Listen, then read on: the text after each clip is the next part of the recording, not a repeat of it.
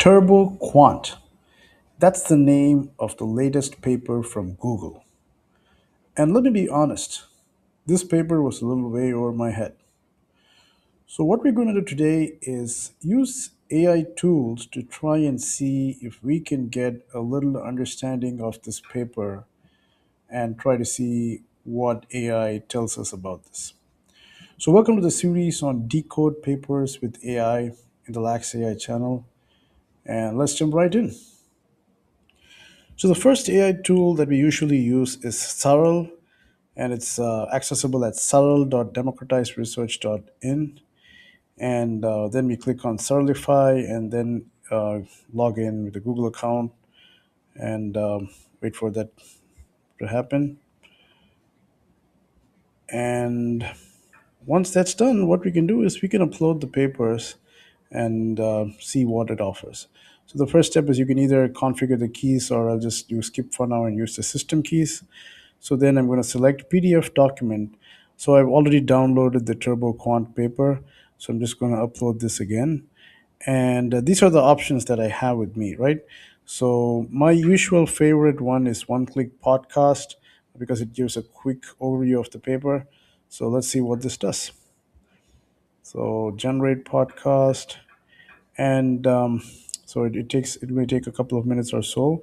And in the meantime, what I'm going to do is let me bring in this paper, and also let me also show the Google research blog. It says TurboQuant redefining AI efficiency with extreme compression. And so it says we introduce a set of advanced theoretical grounded quantization algorithms that enable massive compression for large language models and vector search engines, right? So let's see if this is still going on. And it says vectors are the fundamental ways AI models understand and process information. Small vectors describe simple attributes such as a point in a graph, while high dimensional vectors capture complex informations such as features of an image, the meaning of a word, or the properties of a data set. So it goes on a little bit more. And meantime, let me just check again. Okay, this was complete. That was pretty fast. So the podcast is now complete. So this has come up with a 4.5 minute podcast, and let's see what it says. So we're going to play the podcast. Hey Rohan, ready to dive into this turbo quant paper? Looks tense. Totally, Aisha. Vector quantization sounds intimidating, right? But the applications are huge. Exactly. They are talking about making AI models smaller and faster. Big deal. So, vector quantization, it's like compressing data, but for vectors? Precisely. Instead of storing every detail, we store a compressed version. Makes sense, especially for those massive language models. They take up tons of space. Absolutely. This paper aims to improve how we compress those vectors. They mention distortion. What kind of distortion are we talking about? Think of it as the loss of information during compression. We want to minimize it. Gotcha. So, TurboQuant is trying to reduce that loss, make the compressed data more accurate? Bingo. They are tackling mean squared error, MSE, and inner product distortion. MSE, that's like the average squared difference between the original and compressed vectors, right? You got it. And inner product distortion affects how well we can compare vectors. Okay, so if we're searching for similar vectors, we want to preserve those relationships. Precisely. That's crucial for things like recommendation systems or database searches. The paper mentioned online applications. What does that mean in this context? It means the algorithm can compress data as it comes in without needing to see all of it beforehand. That's useful, especially for real time applications like they mentioned KV cache quantization. Yes, think of it like a memory system for language models. TurboQuant can compress it on the fly. And they say TurboQuant is data oblivious. Does that mean it doesn't need training data? Correct. It uses a clever trick, random rotations. Random rotations? How does that even help with compression? It helps distribute the data more evenly, making it easier to compress each part. So it's like spreading peanut butter thinly instead of having a big blob? Perfect analogy. Then they use something called optimal scalar quantizers. Okay, breaking it down, scalar means dealing with single numbers, right? So let me try to see if I can understand the analogy of the peanut butter and this the rotation. So this is the diagram that they have given in the rotation part. So it's like a vector. This is the original input in Cartesian coordinates, and then you transform it into like a polar coordinate wherein you have the angle and something like this. So so I'm guessing that the peanut butter like illustration is like how just like how we kind of apply the butter in the bread is that it's sometimes we apply evenly and unevenly and in different directions. Guessing this that could be one way of thinking about what how this TurboQuant is doing things. Exactly. They're compressing each coordinate of the rotated vector individually. And optimal means they're using the best possible compression method for each coordinate. Yes, based on something called a beta distribution. Don't worry about the details, it's just a statistical distribution. True. So rotate, then compress each part optimally. Got it. But what about the inner product distortion? That's where the second stage comes in. They apply a 1 BIT quantized GL transform. 1 BIT. That's super compressed. What's a JL transform? It's a way to reduce the dimensionality of the data while preserving distances. The 1 BIT version is extra efficient. So they use it to correct any biases introduced by the first compression stage? Precisely. It makes the inner product estimation more accurate. Okay, two-stage process, MSE optimization, then inner product correction. Sounds pretty neat. And they prove it's near optimal. They have theoretical lower bounds, and TurboQuant gets close. Wow, that's impressive. So what are the practical benefits? They showed it works really well for KV cache quantization and nearest neighbor search. Faster searches, smaller models sounds like a win-win. Definitely. It could have a big impact on AI efficiency. Okay, Aisha, that was a whirlwind. Thanks for breaking down TurboQuant. No problem, Rohan. It's complex stuff, but the potential is huge. Yeah, I agree. It is complex stuff, and not sure about the potential, but definitely complex stuff. And let me be honest, I would not say I understood everything. So maybe we'll listen to a few more formats. So Saral also has an option to Welcome to kind this of have a one-click quick video about the whole paper. So it's just a 2-minute video. Let's see what it says. presentation on TurboQuant, online vector quantization with near-optimal distortion rate. This research was conducted by Amir Zandeh et al. And published in 28th April 2025. Today, we'll explore the key findings and contributions of this important work. Let's begin by understanding. So wonder where it got the date 28th April from, but maybe there's something there. I think that could be that could not be right because my guess, given that it's a very recent paper. Understanding the problem this research addresses. Vector quantization VQ is essential for efficiently handling high-dimensional vectors in various computational domains, including AI model training and deployment, and vector databases for search and retrieval systems. The primary goal is to compress these vectors by converting floating point coordinates to low bitwidth integers while minimizing distortion, measured by metrics like mean squared error MSE or inner product errors.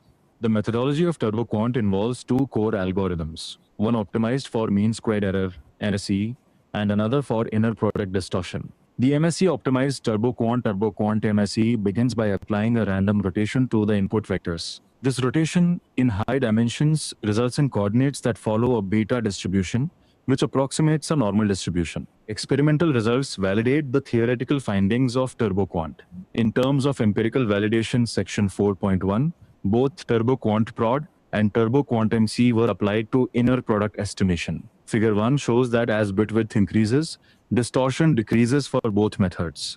TurboQuant Prod consistently remains unbiased for inner product estimation across all bit widths, while TurboQuant MSE exhibits bias that diminishes with increasing bit width. The results demonstrate that TurboQuant effectively addresses the limitations of existing vector quantization methods by providing near-optimal distortion rates for both MSE and inner product estimation across all bit widths and dimensions.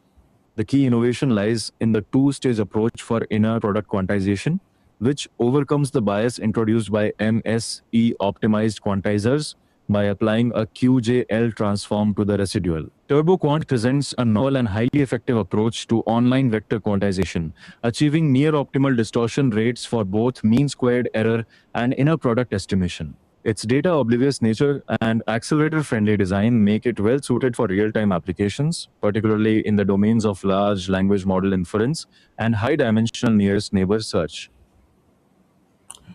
Okay, so that was a quick 2 minute video summary. So it's I can just understand that it's something to do with vector quantization and then how vectors, and then they also talked about the rotation.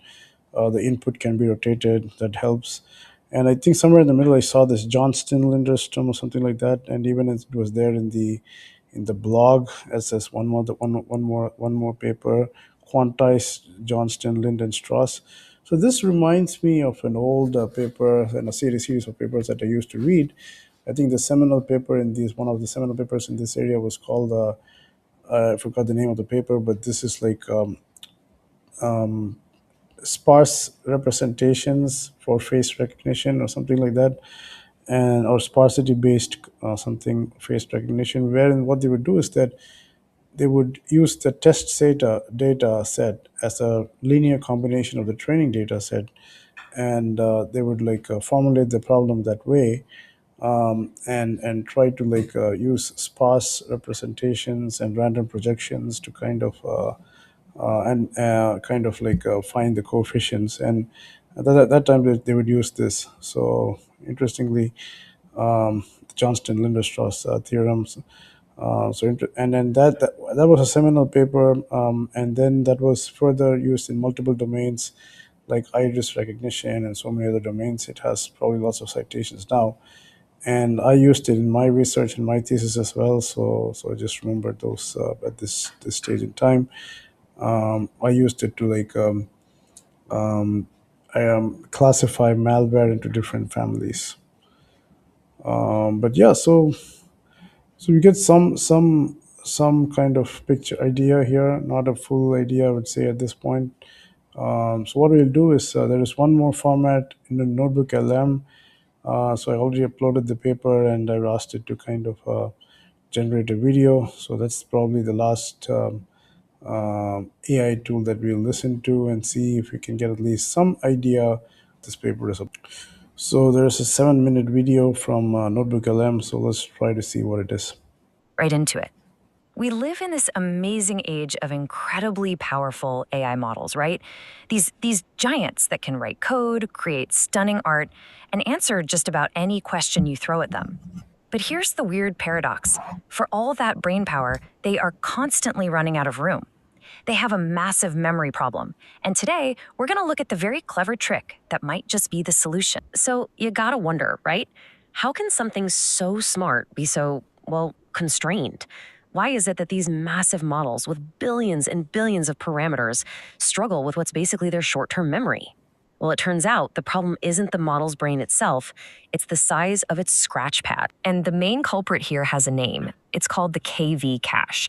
Just think of it as the AI's working memory. See, every time you have a conversation with an AI, it has to remember what you've already talked about, for context. It stores all those important keywords and their values right there in that cache. But the longer the chat goes on, the bigger that cache gets until, bam, it becomes this enormous memory hog that just bottlenecks the entire system. So to try and solve this, researchers turned to this really cool technique called vector quantization, or VQ. It's basically just data compression, but for AI. This is a really old method. So vector quantization is not new, by the way. I graduated from UC Santa Barbara, and then the vector quantization used to be a big thing back then. There was a signal compression lab, and I think it was initially Professor Alan Gershow, and he used to have lots of students in thesis like who are doing vector quantization in the 90s, and maybe even in the somewhere in the late 80s, but definitely lots in the 90s. And then Professor Ken Rose, he took over the lab, and he also had quite a good amount of, not as many as Alan Gershow, but but um, definitely a good amount of papers there. So interesting to see that. I like the way that NotebookLM kind of introduced the problem and said this is a problem of AI memory and then the cache, and there's lots of the vector stored in the cache. I can think of it as context and other key value pairs and so on. So can we compress this information is what they are trying to do here. So and then what they're trying to, and one way to compress is like vector quantization. Whole goal is to take these massive, high precision vectors, those super long strings of numbers in the KV cache, and just shrink them down into a much, much smaller low bit format. If you do it right, you save a ton of memory without losing the really critical information. But, and this is a big but, this leads to a classic dilemma. For years, there has been this frustrating trade-off. On one side, you've got what are called offline methods. They're incredibly accurate, but they need a ton of slow, heavy pre-processing. You have to train them on the data beforehand, which is just totally impractical for something as dynamic and real-time as the KV cache. Then on the other side, you've got these fast, online methods, but they've just always been less accurate. So you had to choose, did you want speed or did you want accuracy? You just couldn't have both. That is, until now. And this is where a new technique called TurboQuant enters the picture. And it uses this brilliantly simple idea to completely break that trade-off. I kind of like to think of it as shaking the box. And what's so elegant about this is that the core innovation isn't some wildly complex new algorithm that you need a PhD to understand. Nope. It's a really fundamental insight into the geometry of high-dimensional data. It's just a surprisingly simple trick. Okay, so check this out. Here's the trick. First, TurboQuant takes all those vectors and applies a random rotation. You can literally imagine taking a box of jumbled up marbles and just giving it a really good shake. This shaking spreads the data out nice and evenly. Now here's where the magic happens. After this rotation, the individual parts of each vector, its coordinates, they just sort of fall into this predictable statistical pattern.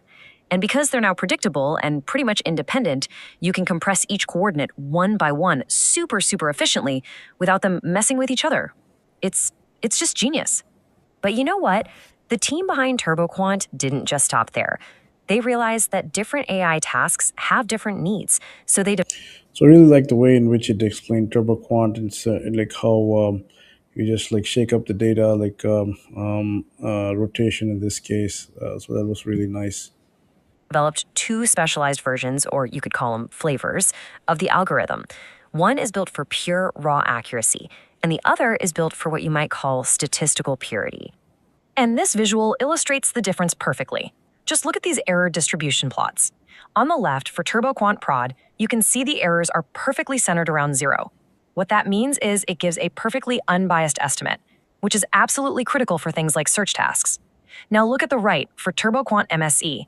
The distribution is a little bit off-center. It's a tiny bit biased, sure, but that small trade-off is what allows it to achieve the lowest possible error when it's rebuilding the data. So here's the difference in a nutshell. You've got TurboQuant MSE, which is all about accurate reconstruction. Its one and only goal is to minimize the overall error and rebuild that original data as perfectly as it possibly can. Then you have TurboQuant Prod, which is built for bias-free searching. It uses this clever two-step process. First, it compresses the vector, and then it uses a second, tiny quantizer to clean up any leftover error. And that little extra step completely cancels out any statistical bias, which makes it perfect for those search tasks where a pure, totally fair comparison is everything. Okay, a clever trick is one thing, but does it actually work? In the real world? Let's take a look at the results, because this is where it gets really interesting. This first number is honestly pretty astonishing. So, according to information theory pioneered by the legendary Claude Shannon, there is a theoretical perfect limit to how well you can compress any piece of data. It's like a physical law. TurboQuant gets within a factor of about 2.7 of that absolute limit. That is ridiculously close to optimal performance. Now, for a really practical test. It's called needle in a haystack. Researchers basically hide one unique sentence inside a massive document, and then ask the AI to go find it. And the results here are just striking. On one side, you have a full-power, uncompressed AI. It finds it almost perfectly. And then you have TurboQuant, using 4 times less memory, and it achieves the exact same result. It's delivering lossless performance for a fraction of the memory cost. That's incredible. And this table just drives that point home. Take a look at the average score. The full uncompressed 16-bit cache gets a score of 50.06. Okay, now look down at TurboQuant. At just 3.5 bits, that's over 4 times smaller, it gets the exact same score. And even when you push it and compress it even further, down to just 2.5 bits, the performance drop is absolutely tiny. It's outperforming other leading methods while using way less memory. And what about speed? Okay, this is where it gets really crazy. Just look at the time it takes to index or prepare the data for compression. Older methods like product quantization take minutes. One of them, RabbitQ, takes closer to an hour. And TurboQuant, it takes just over 1,000th of a second. It is, for all intents and purposes, instantaneous. This is what makes it a true online method that's perfect for real-time applications. So, to just sum up the performance here, it consistently outperforms its competitors in finding the correct result, it does it with higher accuracy, and it completely, totally eliminates that slow, expensive indexing step. It is a win on every single metric, a clean sweep. So, what does all of this actually mean for the future of AI? I mean, this isn't just some small, incremental improvement. This feels like a fundamental breakthrough. Remember that dilemma we talked about, speed versus accuracy? Well, TurboQuant just smashes it. It proves you can have both. You get near optimal accuracy, you get instantaneous speed, and it works on any data without needing any pre-training. And what that really means is we can run bigger, more powerful AI models on smaller, more accessible hardware. This kind of technology dramatically lowers the barrier to entry for high-performance AI. It means more powerful models on our phones, in our cars, and in the hands of more researchers and developers everywhere. So I guess the real question is, now that AI's huge memory problem is on its way to being solved, what new frontiers is this going to allow us to conquer? That's pretty cool as always. Yeah, someone wonders if there are random projections used in this paper. So this, like when they mean rotation, do they mean the random projections and then things like that? So right now I'm not able to find anything, but that was interesting to see. And yeah, I'm not able to quickly find anything here.